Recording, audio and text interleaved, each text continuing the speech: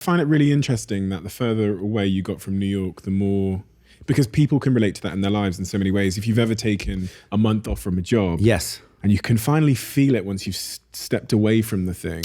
And said another way, the further I got away from this destructive environment, for me, the more clarity I think I got. So I wound up bypassing New York. I went to the south of France. A buddy had a house in the mountains, in the remote Pyrenees Mountains. And I go there. There was no internet, so I had to come down. There was no phone and no internet, so I had to come down into the town on a bike just to, check messages. But I go there and it's time alone, it's solace, it's time for prayer, it's time for reading. It's this cleansing reset. There's no drugs. I was probably smoking a little bit, but no gambling, no porn. It's kind of a reset moment. And what happens is one by one, the denials from all these organizations come in. So 10 organizations reject my volunteer application, which makes sense because they're not looking for nightclub promoters, in the same way that, maybe this is not, we're, Doctors Without Borders looking for a reformed high-end nightclub promoter to go to Sudan. Maybe they should have been, in hindsight. Well, so one day I remember I'm driving my bike. It's probably, 5 miles, down from this house through the little town. And there's a small patch of cell phone reception where I would stop and check messages. And as I'm actually on the bike riding through this area, the phone rings. And it's a group that hadn't rejected me. And they said, hey, we're called Mercy Ships. We saw your application. Our ship right now, our hospital ship, is in Bremerhaven, Germany. We haven't agreed to accept you, but we will meet you. So can you be in Germany and meet us? And I'm like, well, I'm in France. I'll get right there. And I got there maybe 18 hours later and convinced these people, these doctors, that I was not going to throw any wild parties on their hospital ship. I was not going to corrupt any of the young nurses, that I really was reformed and wanted to change my life. And the position I had applied for was photojournalist on the ship. Now, I hadn't mentioned this, but I'd gone to New York University part-time when I was working at the clubs just to get a degree from my dad.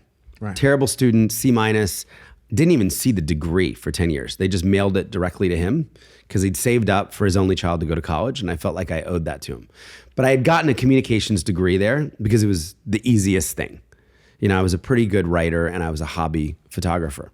So I dust off this degree that I've never used with nightlife, and I say, actually, I have a comms degree from a decent university, and I can do this job. I also said to them, I have 15,000 people on my club email list.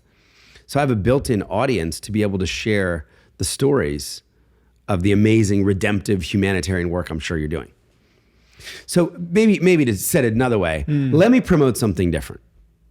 Let me promote you and the unbelievable medical work that you're going to be doing. And I have a bunch of people that I could already promote to. Tell me about the emotional journey you went on from there. So you get on this ship, it goes off to Liberia? Yeah, it goes to Benin, West Africa, and then Liberia. Well, this happens very quickly. So I go back to France, I pack up, and 3 weeks later, I'm on this hospital ship. And the night before I joined the ship, I had this moment of clarity. So this is a 522-foot ocean liner, so a huge cruise liner that had been gutted and turned into a state-of-the-art hospital. And this organization for 25 years had sailed up and down the coast of Africa, bringing volunteer doctors, surgeons, and nurses on their vacation time to provide free medical services. So the ship would pull into a port and then, work there for a year and then sail off to the next place. So I have this moment of clarity that I really am going to need to quit all the vices before I join this group of Christian doctors and humanitarians on a ship. And there was something, symbolic about the gangway, right? Like I'm going to walk up the gangway of this ship. They're going to lift the gangway. I'm kind of trapped on it with 350 other volunteers. And then I'm going to sail away to a new continent and a new life. I better not bring any of that stuff with me. So very intentionally, the night before I got on the ship, I remember smoking 60 cigarettes, smoked 3 packs, my last 3 packs of cigarettes. I remember getting hammered, drinking 8 or 9 beers, and just knowing that I would have to go, cold turkey or all in to allow this new life to develop. And, that was a clarifying moment. I drink a little bit now years later, but I've never had another cigarette. I've never had a drag or, 17 years now. Never touched Coke or any of those things. Haven't looked at a pornographic image in 17 years. Never gambled again. And actually didn't sleep with anyone for the next 5 years until my wedding night with my wife.